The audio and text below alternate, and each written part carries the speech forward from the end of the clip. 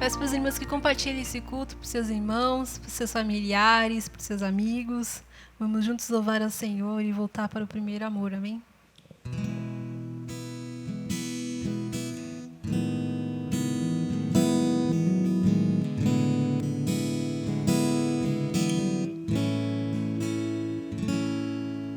Quero voltar ao início de tudo, encontrar-me contigo, Senhor.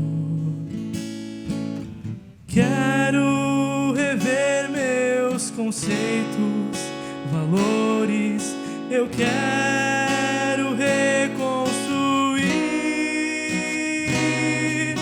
Vou regressar ao caminho, vou ver as primeiras obras, Senhor.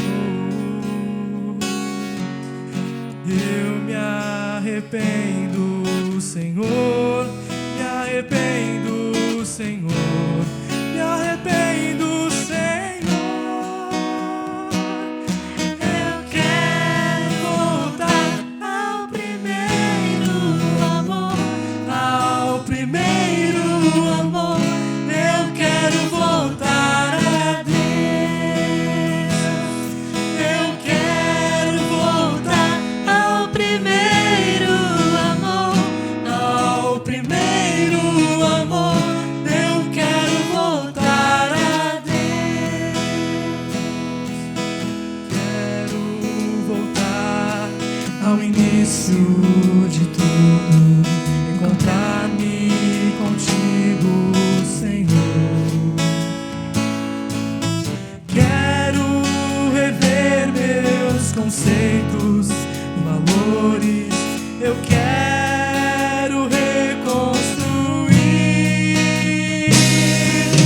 Vou regressar ao caminho, vou ver as primeiras obras, Senhor.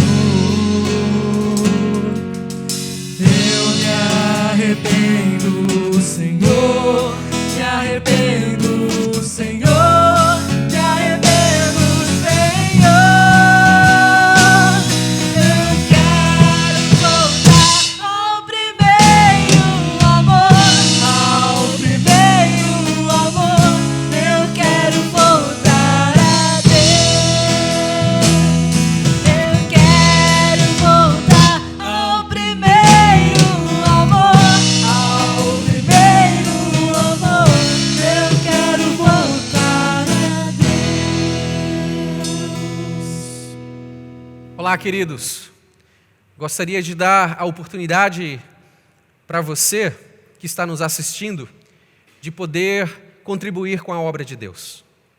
Como vocês sabem, a nossa contribuição, ela não é feita com pesar, nem como obrigação, mas ela é feita com a alegria do coração. Você vai receber nos nossos canais de comunicação da igreja a forma como você pode fazer isso com alegria, fazendo isso para a obra do Senhor.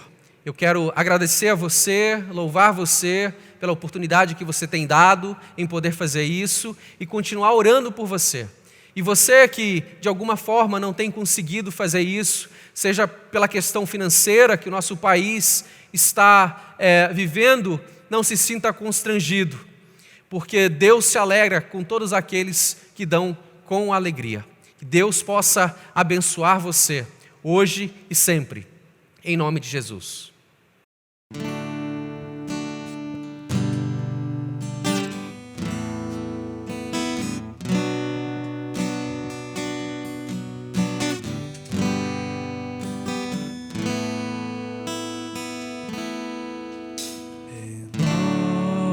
Renova-me, Senhor Jesus.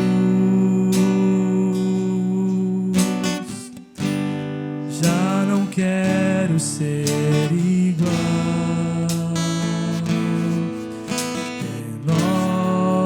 Renova-me, Senhor Jesus. Põe em mim teu coração, porque tudo que há dentro de mim necessita ser mudado, Senhor, porque tudo que há dentro do meu coração necessita mais de ti.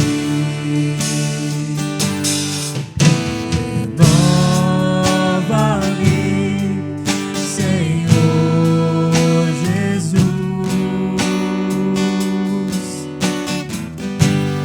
Já não quero ser igual.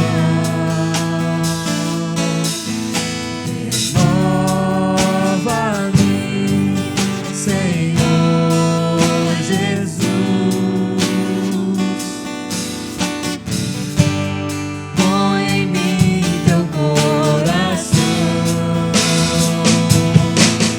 porque tudo que há dentro de mim necessita ser mudado, Senhor, porque tudo que há dentro do meu coração necessita mais de ti.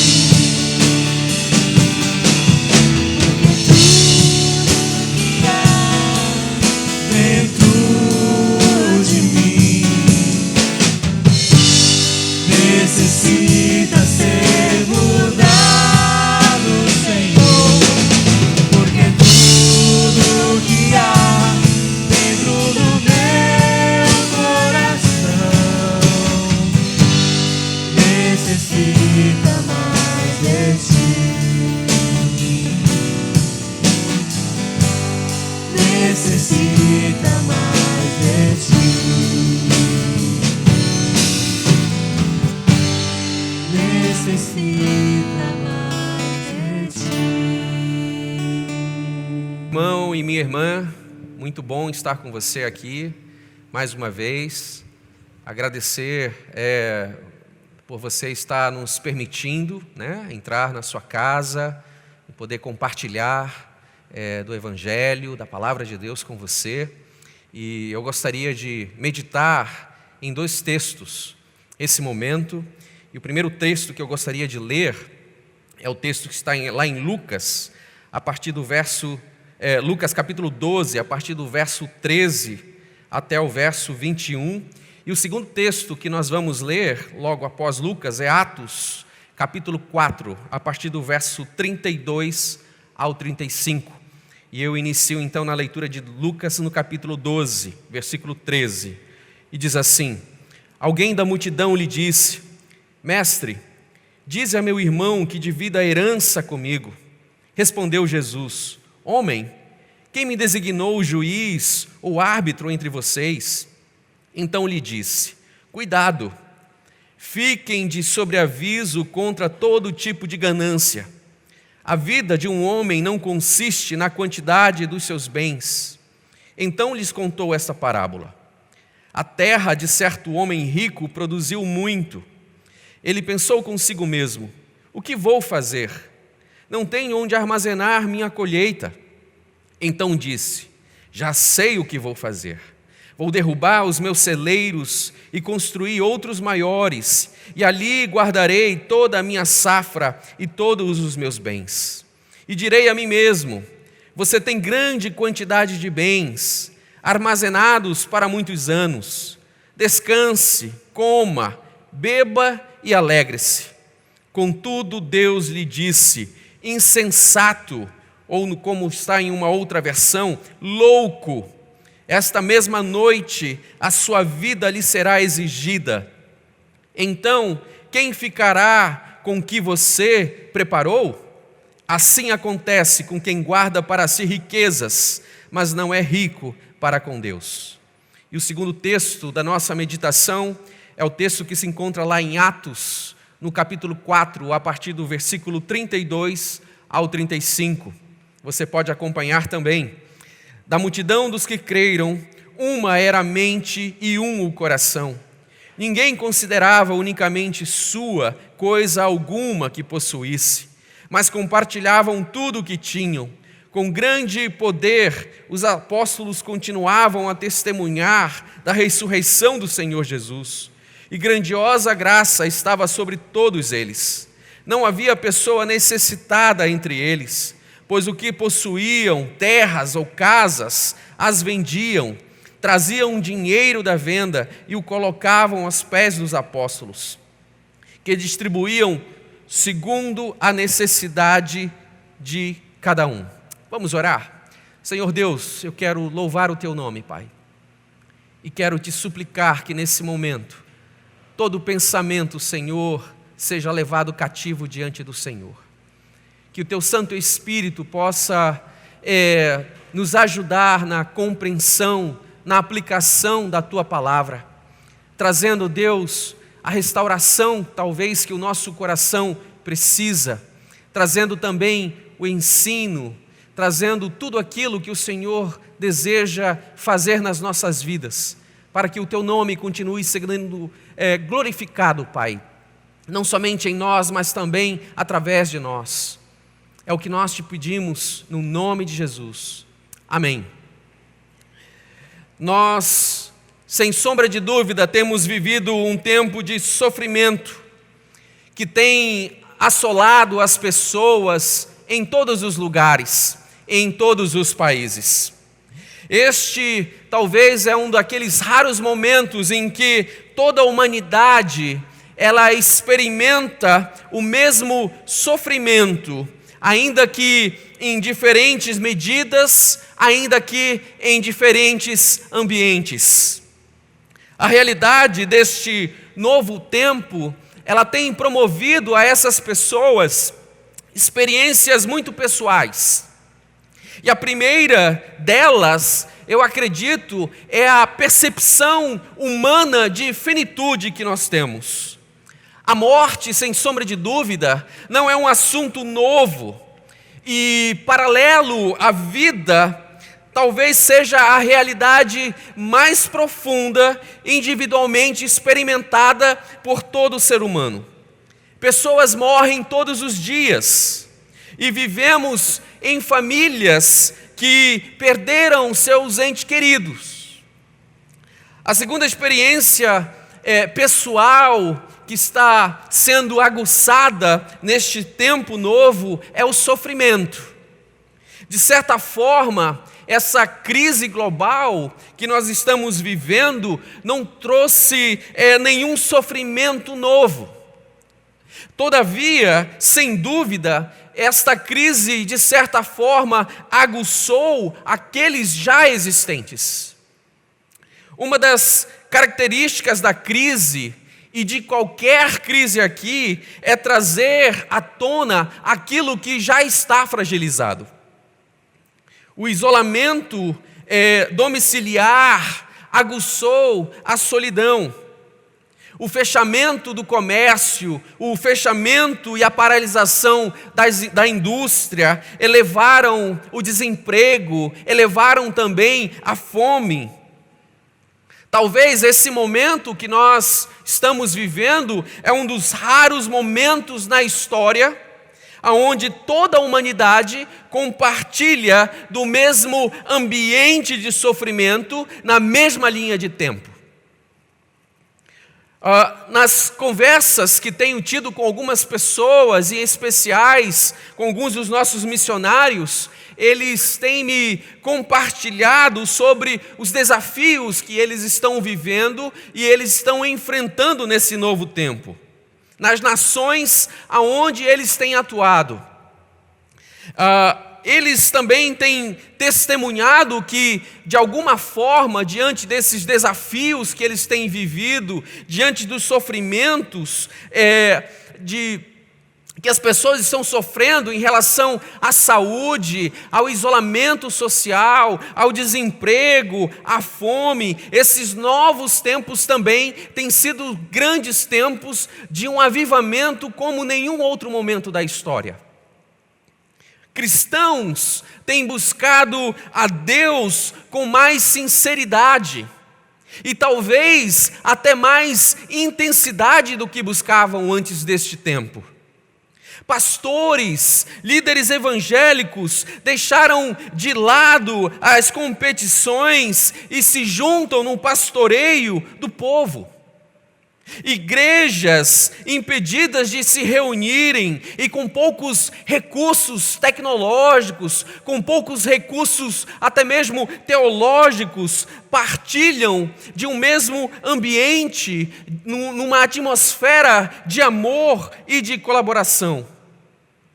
E eles concluem afirmando que a percepção da proximidade da morte e do sofrimento tem levado as pessoas a vasculharem as suas vidas naquilo que realmente, de fato, tem valor, como também significado. E é para este tempo, marcado de sofrimento, que a igreja é a resposta. E é para este mundo marcado de sofrimento que a igreja é a resposta. Mas é a resposta de Deus para este mundo que sofre. O que Deus tem a dizer a um mundo marcado de sofrimento? O que Deus tem a dizer a este mundo marcado de sofrimento? O que Ele tem a dizer é a igreja. É a presença da igreja no mundo que de alguma forma manifesta a presença de Deus.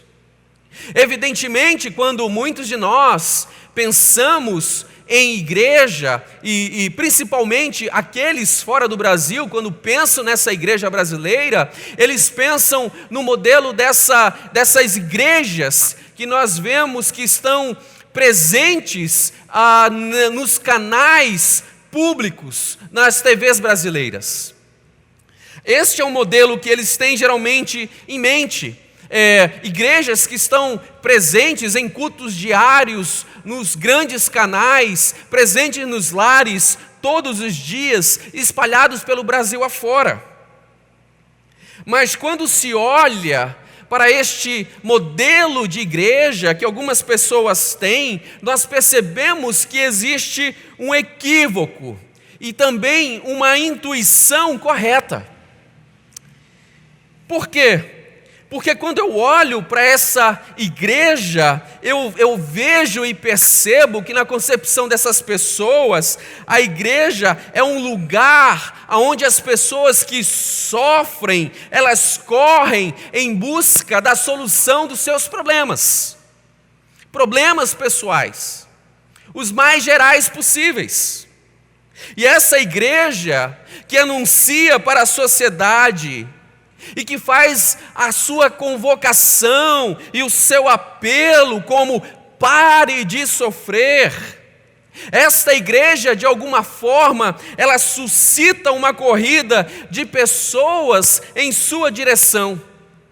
Pessoas afligidas pelo sofrimento e que correm em busca de solução para os seus problemas pessoais.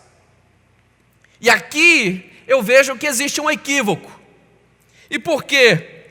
Porque esta igreja que faz este apelo, ela promete o poder de Deus para a solução de problemas pessoais. Venha para a igreja, porque é Deus que vai resolver todos os seus problemas pessoais. E isso, queridos, é um equívoco. E por que um equívoco? Porque isto isenta a própria igreja de ser solidária. Isto isenta a igreja de ter compaixão. Isto isenta a igreja de comprometimento. Isenta a igreja de pôr a mão no bolso. Isenta a igreja de sair da sua zona de conforto. Coloca a igreja dentro de um auditório, convoca os sofredores a irem à frente, e à frente de Deus irá resolver todos os problemas, manifestando naquele momento todo o poder de Deus para resolver todos os problemas pessoais. E aí então, agora, o problema é de Deus. E será somente o poder de Deus que poderá trazer a solução para todos os problemas pessoais. Mas a resposta de Deus para o mundo não é só o seu poder.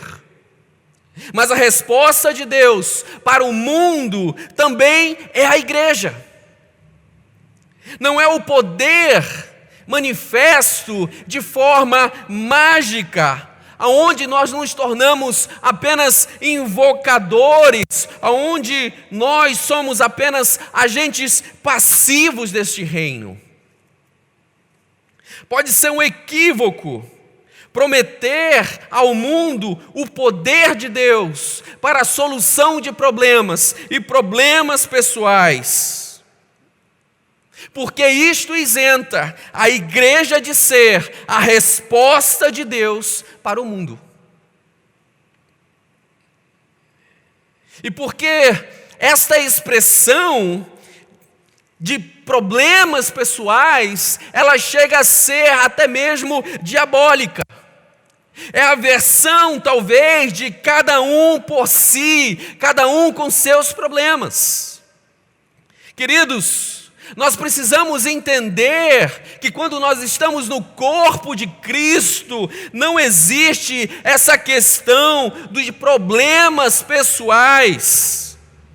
Toda e qualquer abordagem do sofrimento que faz com que os nossos olhos estejam postos somente em nós mesmos e que os nossos interesses não sejam apenas a solução dos nossos próprios problemas, é uma afronta ao coração amoroso de Deus, mas também é uma ofensa àqueles que sofrem ao nosso redor. Por mais profundo e intenso que possa ser o seu problema pessoal, ele não pode cegar você de uma forma que você não consiga perceber a pessoa que sofre ao seu lado.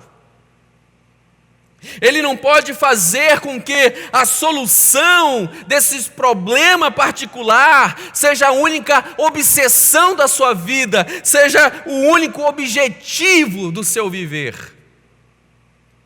Então, quando as pessoas buscam a igreja apenas para resolver seus problemas pessoais, elas estão incorrendo em dois grandes erros. Primeiro, acreditar que a solução de seus problemas pessoais será resultado apenas da manifestação do poder de Deus, sem nenhum esforço humano. Segundo, é acreditar que o que mais importa na vida é a busca da solução de problemas. E este é o contraste que Lucas vai fazer, tanto no seu evangelho, como no livro de Atos. Porque Lucas é o autor de ambos os livros. Quando você olha, especialmente para os ricos descritos no evangelho de Lucas, nós percebemos que todos eles são condenados, todos eles são machucados pela confrontação profética, seja por sua avareza ou até mesmo pelo seu egoísmo. Na parábola deste homem rico, insensato, a qual nós lemos, percebemos que ela, como as demais parábolas de Jesus, não são frutos do acaso. Como em outras vezes, a ocasião que Jesus estava tendo aqui abriu para ele uma oportunidade para um ensino profundo da sua palavra. E essa parábola é fruto de uma questão a qual Jesus é chamado para resolver. No texto citado no verso 13 de Lucas 12, está dizendo que um homem estava simplesmente no meio da multidão e ele disse a Jesus: Mestre, ordena que meu irmão reparta comigo a herança. E a pergunta que nós devemos nos fazer é: mas por que aquele homem pediu isso a Jesus? Por que ele estava fazendo este pedido? Isso ocorre, queridos, porque aquele homem ele estava envolvido numa questão legal ligada às Sagradas Escrituras, o direito de primogenitura. E tais causas, elas só poderiam ser julgadas por um mestre de respeito ou por um rabino que daria o seu veredito segundo aquilo que está de acordo com a própria palavra de Deus. Mas que causa seria esta? Tratava-se de uma demanda por divisão de herança entre dois irmãos. A lei de divisão de herança entre os irmãos, segundo o livro de Deuteronômio, no capítulo 21, assegurava ao primogênito a porção dobrada da divisão dos bens. O homem que interpela Jesus nessa parábola, ele não pediu simplesmente um arbitramento. Não, ele simplesmente ordenou a Jesus como juiz que ele executasse aquilo que já estava no seu coração, porque é isso que ele pede no verso 13: mestre, ordena ao meu irmão. Ele já havia decidido o que ele queria. E ele tentou aqui, de alguma forma, usar Jesus para alcançar o seu objetivo. Antes de proferir essa parábola, Jesus já apontava aquilo que havia no coração deste homem. E ele diz no versículo 15: tende cuidado, guardai-vos de toda e qualquer avareza, porque a vida de um homem não consiste na abundância dos bens que ele possui. Essa afirmação de Jesus, ela abre caminho para a parábola e ela descreve como provavelmente era o caráter deste homem que o interpelou.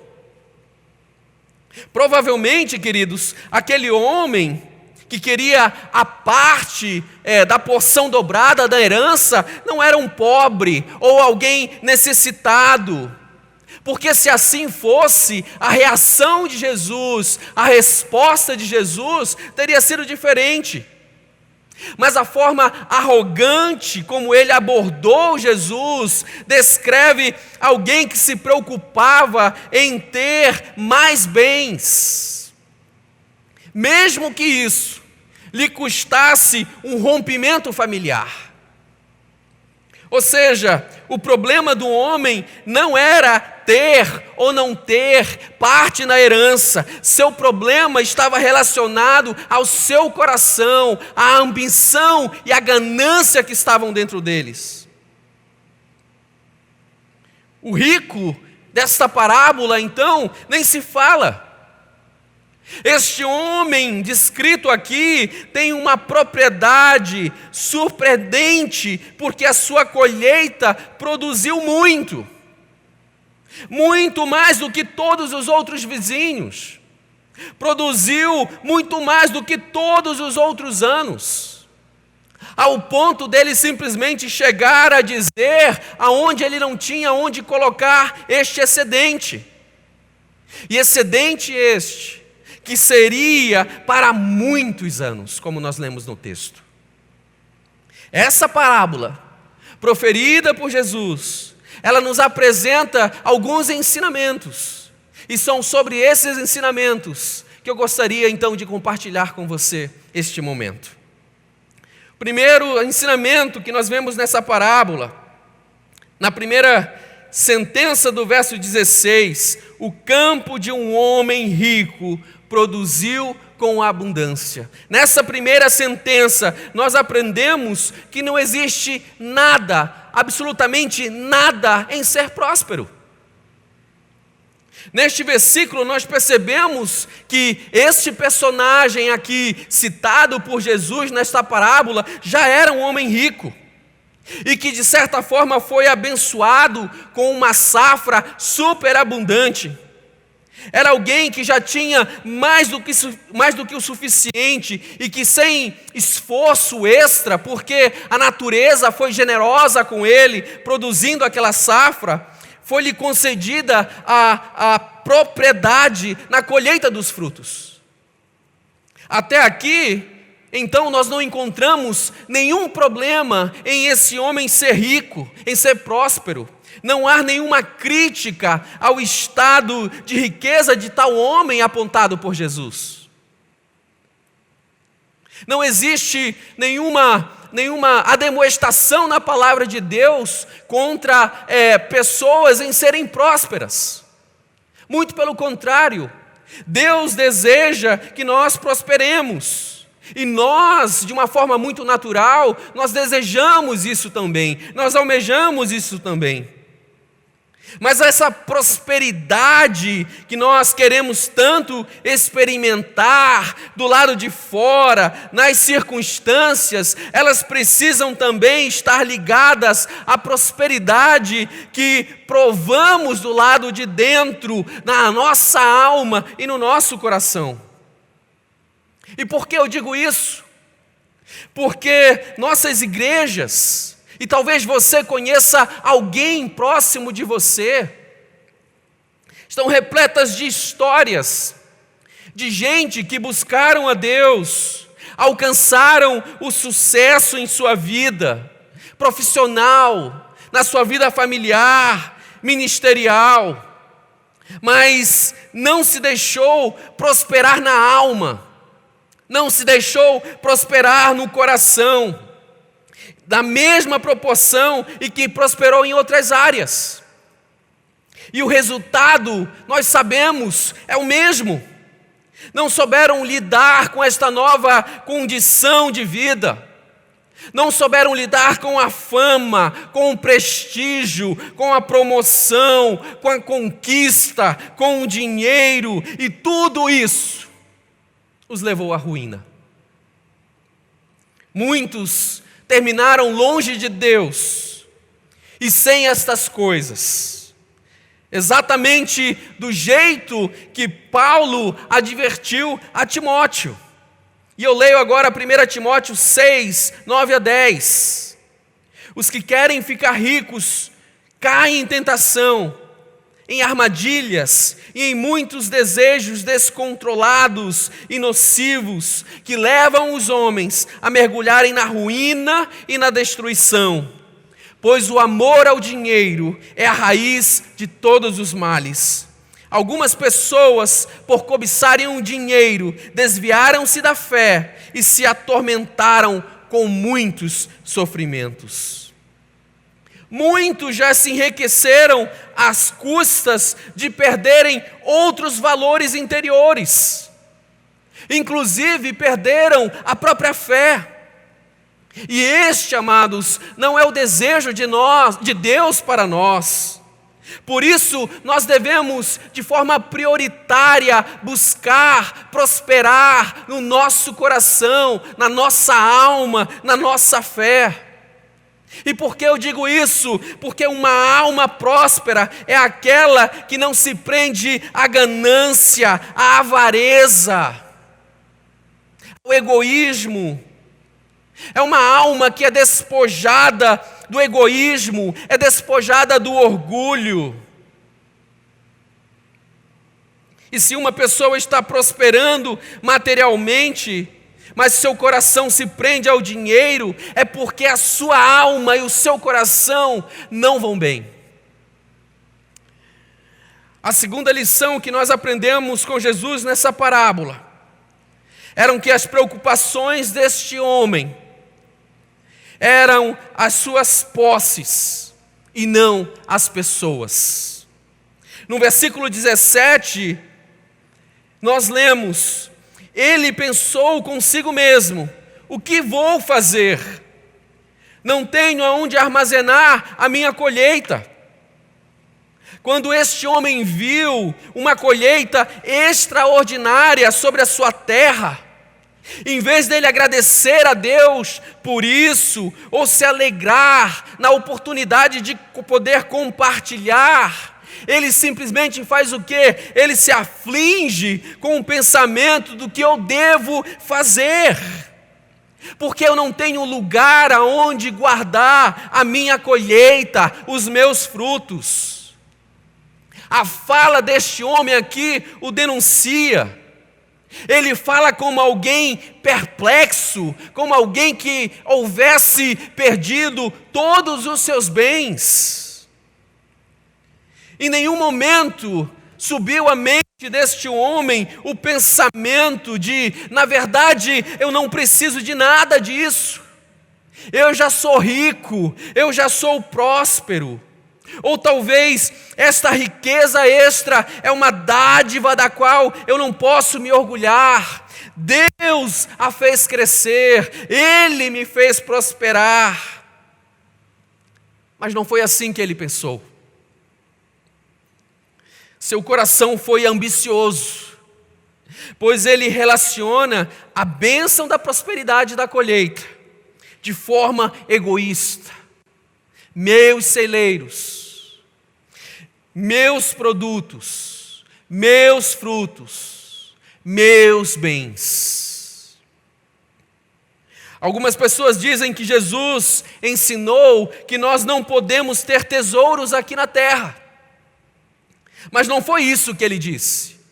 O que Jesus disse foi: não acumuleis para vós tesouros sobre a terra.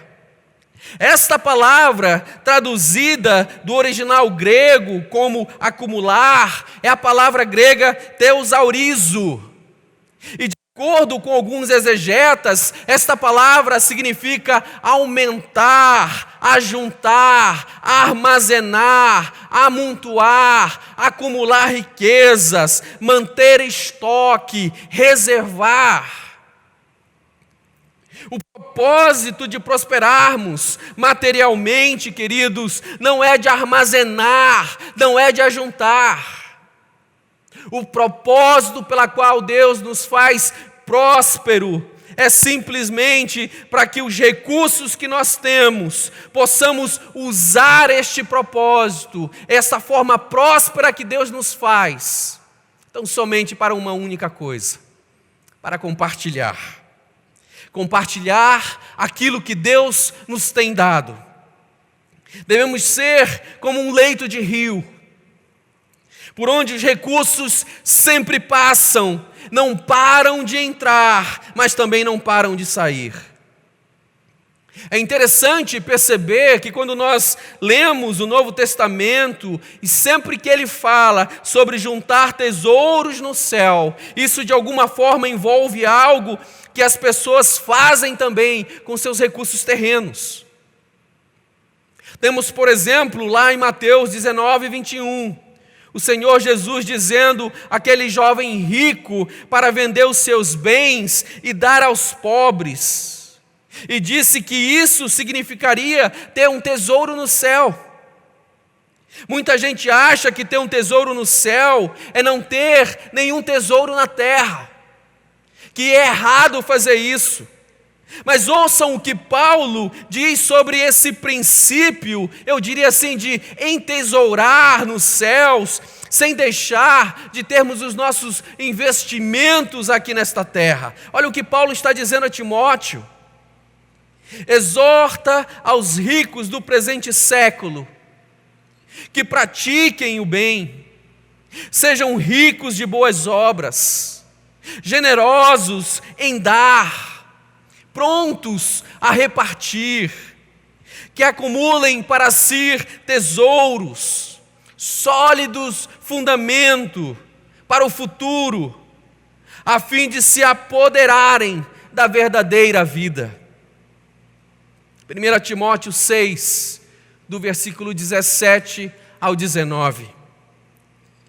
Terceira lição que Jesus deixa para nós nessa parábola era que os projetos e os propósitos desse homem foram tão somente resultados de seus cuidados e eram de fato absurdos e insensatos, tão somente como movido aqui pela avareza e pela cobiça, este homem, então, ele toma uma decisão.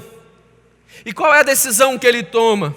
O verso 18 diz, ele diz: já sei o que vou fazer, vou derrubar os meus celeiros e construir outros maiores, e ali guardarei a minha safra e todos os meus bens. Aqui, amados, há uma denúncia de Jesus, que de alguma forma desmascara a todos nós. Este homem é uma figura que revela a nossa índole. Este homem é uma figura que de certa forma também revela a nossa autossuficiência. Aqui vemos pelas suas próprias palavras a autoconfiança deste homem movendo os seus ideais: destruirei, reconstruirei, recolherei. O objetivo de tal decisão era tão somente a sua própria satisfação. Como ele mesmo afirma, e lá no versículo 19 ele está dizendo: e direi a mim mesmo, você tem grande quantidade de bens, armazenados para muitos anos, descanse, coma, beba, alegre-se.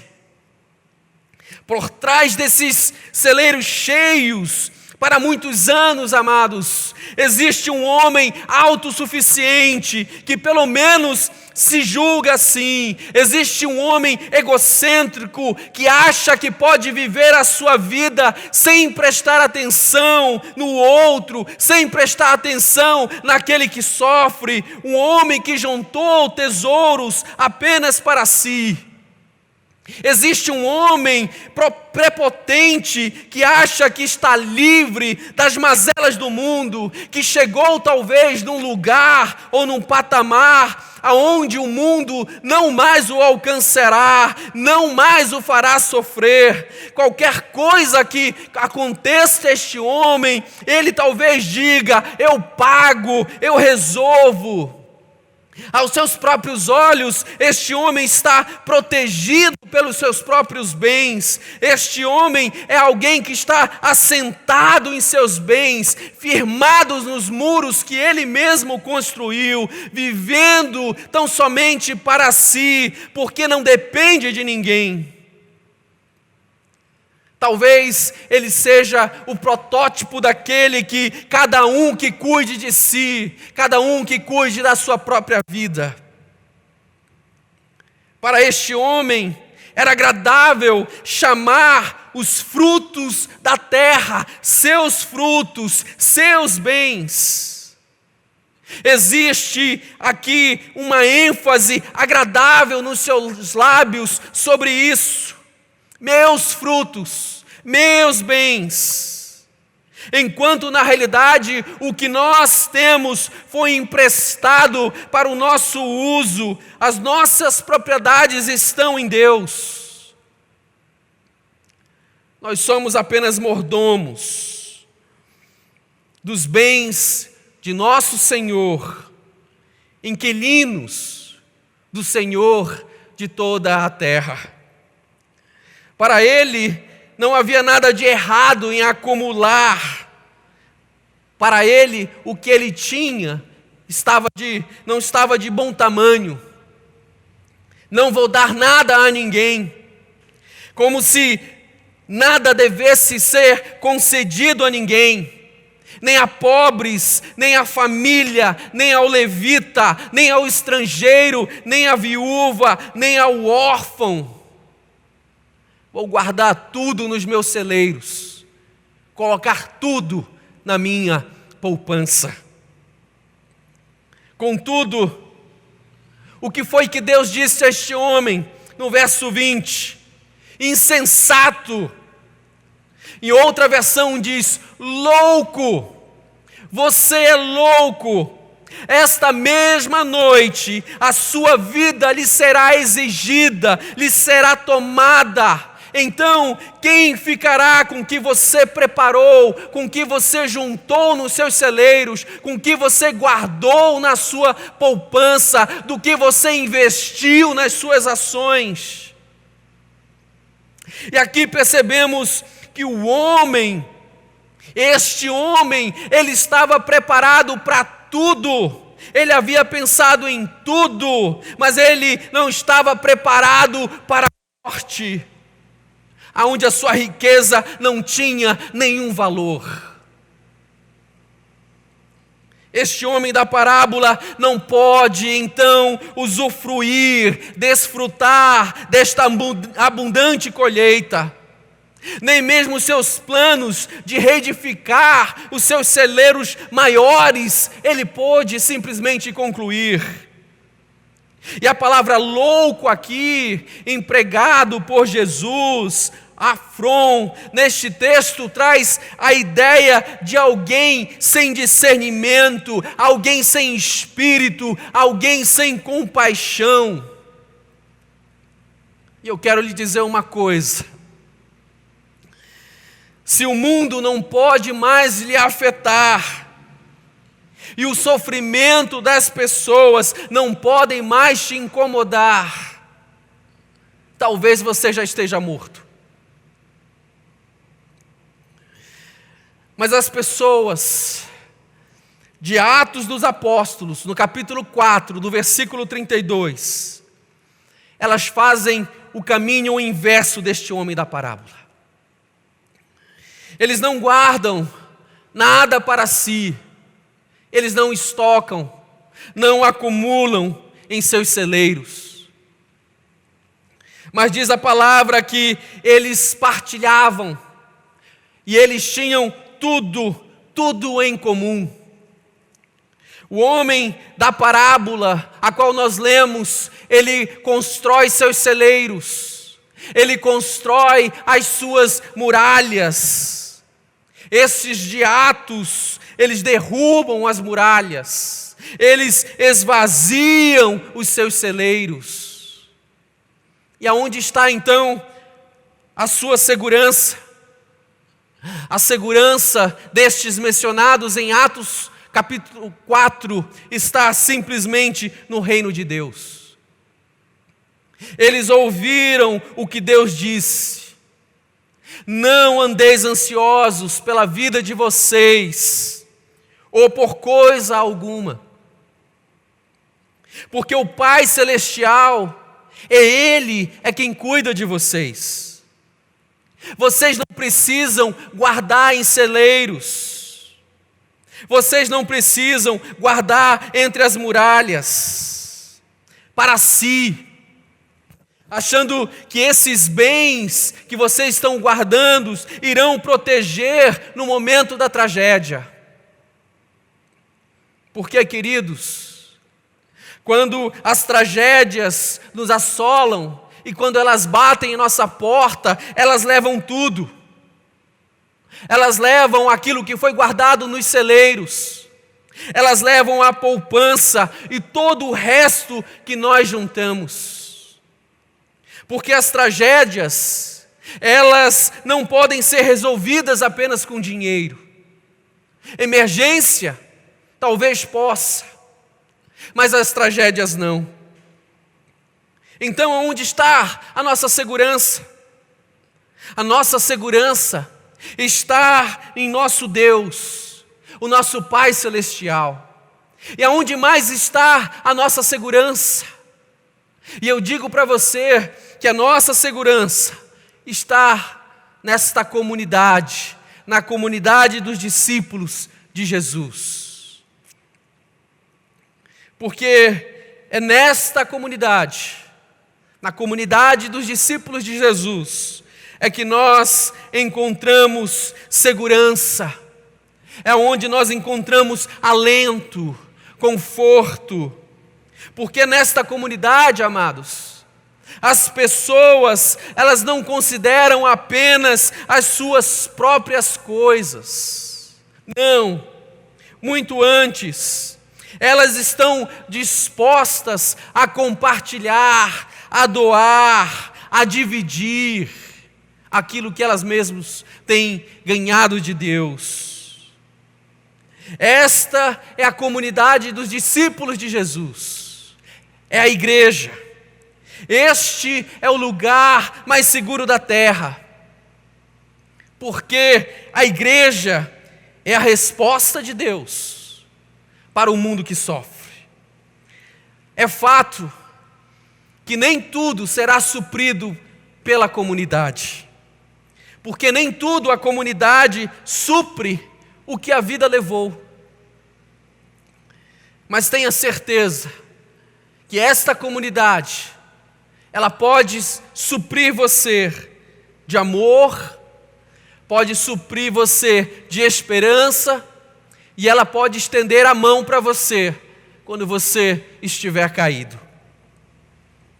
Agora, se a igreja é a resposta, aí então nós temos um grande problema para resolver.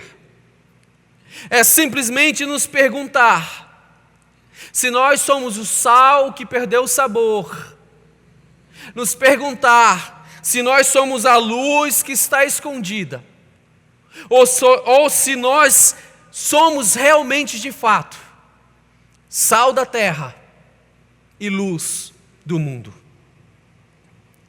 A resposta de Deus está em nossas ações, no abraço, mesmo que agora só com o cotovelo, nas cestas básicas, nos pães que estão sendo distribuídos e que já foram distribuídos em algumas casas, naquela cesta de feira que alguém deixou lá na sua portaria,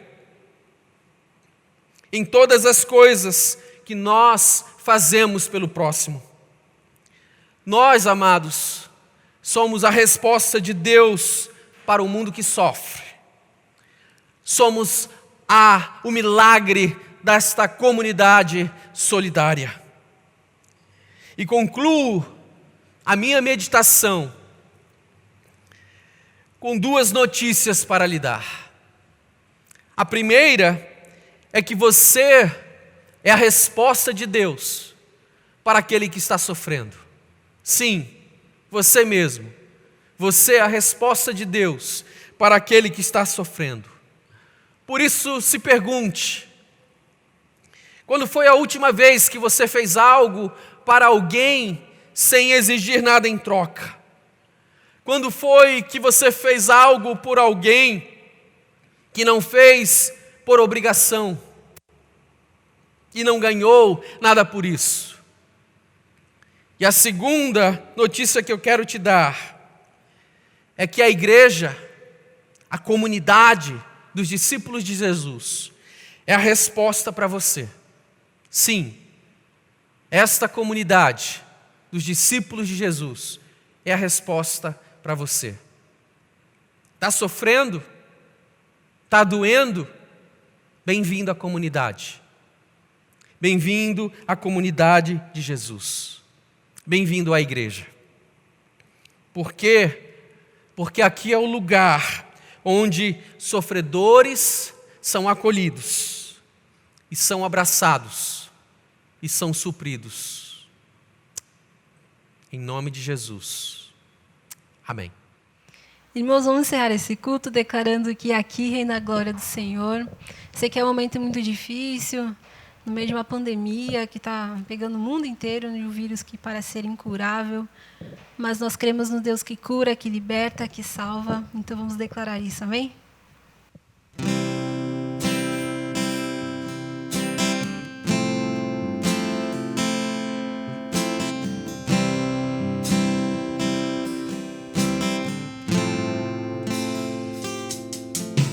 Declaramos que aqui reina a glória do Senhor, sua graça é manifesta, está presente o seu amor, corações se quebrarão, almas vão se derramar, e o Espírito de Deus reinará.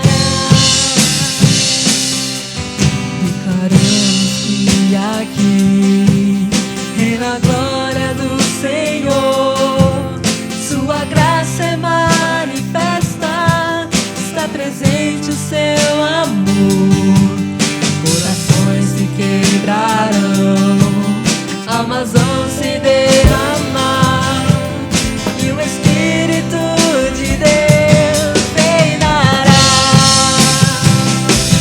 profetizando salvação, total libertação, quebrando as cadeias, em nome de Jesus, e não há lugar pro mal, aqui reina a luz, entronizamos Cristo, Ele é o nosso Rei, nos rendemos aos teus pés, pois sabemos que tu és poderoso para transformar o mundo.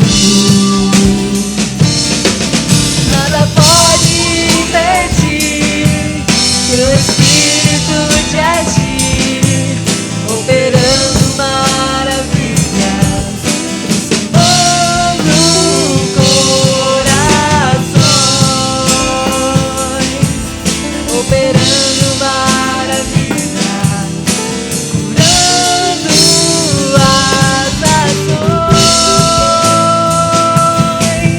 operando maravilhas, transformando corações. Amém, irmãos, fiquem em paz. Olá, irmãos da Igreja Batista do Marapé, eu sou a Rosângela. Estou aqui para parabenizar a igreja pelos 44 anos de existência, 44 anos acolhendo vidas.